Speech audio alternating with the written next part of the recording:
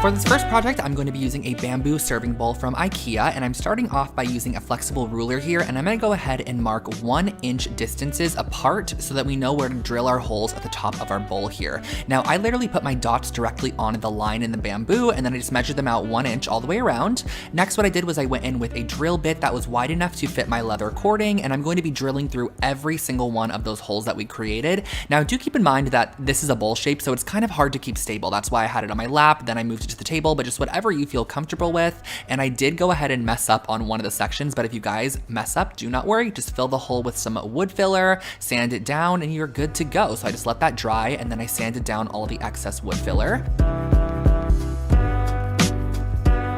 Then brought the piece outside for spray paint time, and I wanted to go ahead and give this bowl a new look, completely different from the original bamboo, so I gave 2 coats of a satin black spray paint, but if you do like the original wood, you can totally keep that, but because I was using this kind of orangey hued suede cording, I did want the contrast to be pretty bold, and I loved the way that the black looked with that, so all I did was cut a long piece of our suede cording, and I'm just simply lacing it through the top here by going out through the front side and in through the back side, and it kind of creates a diagonal lace, which I love, and I repeated this process around the entire rim of the bowl.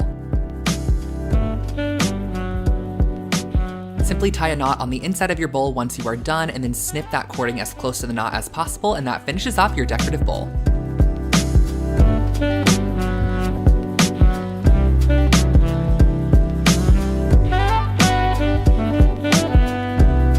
For our second project, I wanted to go ahead and do another rug for you guys. I've done rugs in the past from Ikea, and you guys always love them, and just coming up with the design is always the fun part. So today I wanted to do a more oblong kind of kilim style checkerboard pattern, which I feel like I've been seeing trending across Pinterest and social media lately in terms of interior design. So this one's super simple, very affordable, and easy to recreate. So here's how I did this project.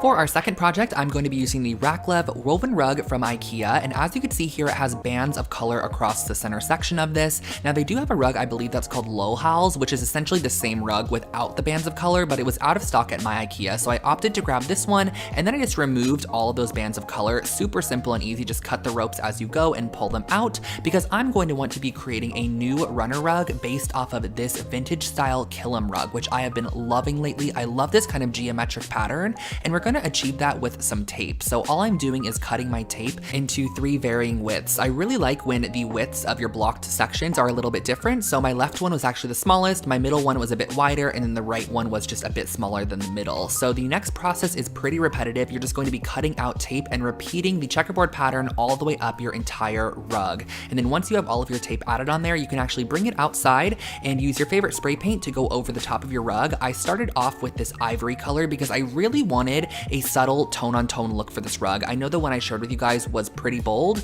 but I just thought a tone-on-tone would be really pretty for this rug, and I had so much hope until I started removing the tape. It's subtle. Does it show up on camera? A little. Should I redo it with black? I think I would. And that is just what I did. I actually went ahead and recovered those sections that I pulled off, and then I brought the piece back outside because it was just way too tone on tone. I really could not tell a difference at all in that checkerboard, so I went back and gave a full coat of black spray paint onto our entire rug and then brought it back inside. Oh, that looks good. That's so much better. And I'm sure you guys know how this project ends. It's the most satisfying part of removing all of the tape. I absolutely love this process, and you get to reveal your brand new rug, and this is perfect actually to use indoors or outdoors.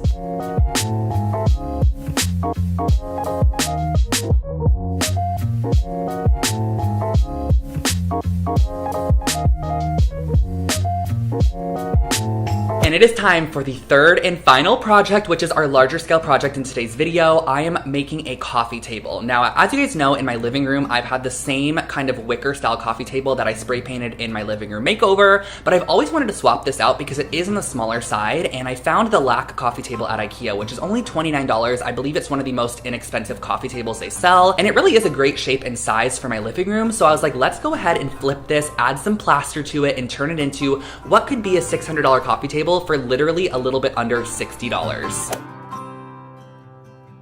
And of course, you guys know that I had to save my favorite project for last. This is our LAC coffee table hack. And I started off by firstly assembling the entire LAC coffee table, which was very simple. You just have to screw the legs in and then go ahead and add that middle shelf. It took like 10 minutes to construct, very, very simple. And you guys, this coffee table is only $29. So it's the perfect base for this project. So this is what the table looks like once it's constructed. And our next process is actually to cover the entire table in some mesh drywall tape. So you're gonna wanna cover every single piece that you are adding plaster to, which is essentially the entire table for me. I'm going to be covering that in mesh drywall tape.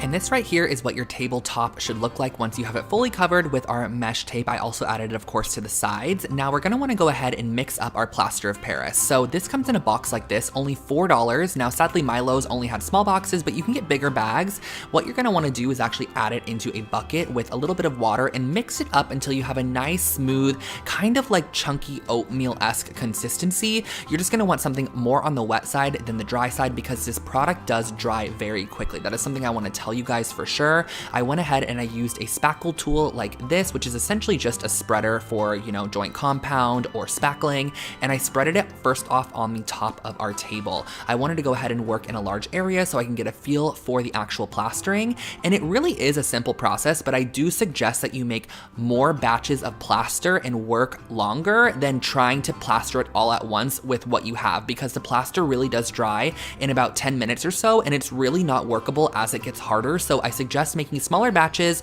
and work with it so you can smooth it out with the spackling tool. But if you do want a more smoother plaster finish on top, you can go in after about 10 minutes of the plaster drying on your surface with a damp sponge and just go over the top of the surface. It's actually really gonna smooth down that plaster and kind of remove any harsh edges if there are any, and you can really smooth it down as much as you would like to. Just go over it multiple times with the sponge.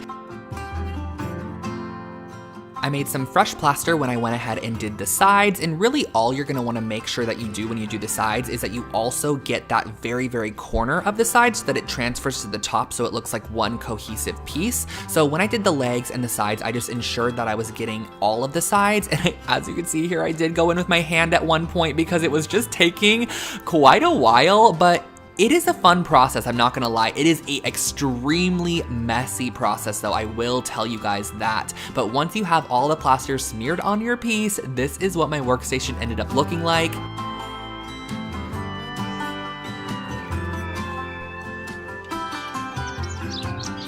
The following morning, I whipped up a smaller batch of plaster just to kind of fill in any areas where I felt like I either wanted more texture or I was still able to see that mesh underneath, or I just wanted to add more in general. I also went in and used some fine grit sandpaper. This is 180 grit to just go in and smooth out any areas in the plaster that of course needed a little bit more smoothing as well. I made sure to do all of the legs just to ensure they were nice and clean. When I added it to my living room, it was gonna look nice. And this is what the final state of the table looked like, which was perfect. But of course we do need to go in and just give it a protective finish. So I got a matte clear coat. This is the perfect option. I'll link this one below for you guys. It's great for a plaster project like this because it does dry fully clear. So I went around and I gave 2 full coats of this. Just wait about 4 or 5 hours between coats. So I did 1 coat, then I went back and did the second. And then once you are done with that, just let your table cure for about 24 hours and you are completely done.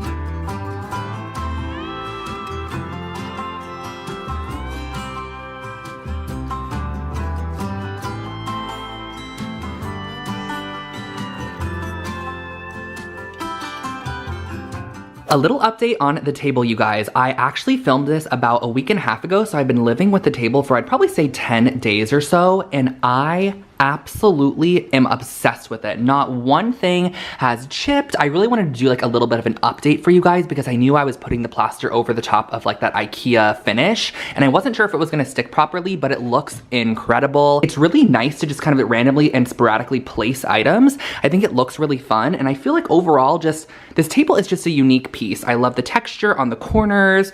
I also love how it has this bottom shelf as well. I added these ceramic beads, which normally had a couple books over there, but I totally forgot that I put them up there. But that's the table. I just wanted to give you guys a quick little vlog style update to let you guys know that it is going strong. Plan on keeping it here. The other table is actually already out, and I just love this. I want to get a new rug for this space, so if you guys have any recommendations that will go with this table and this chair, please let me know in the comment section below.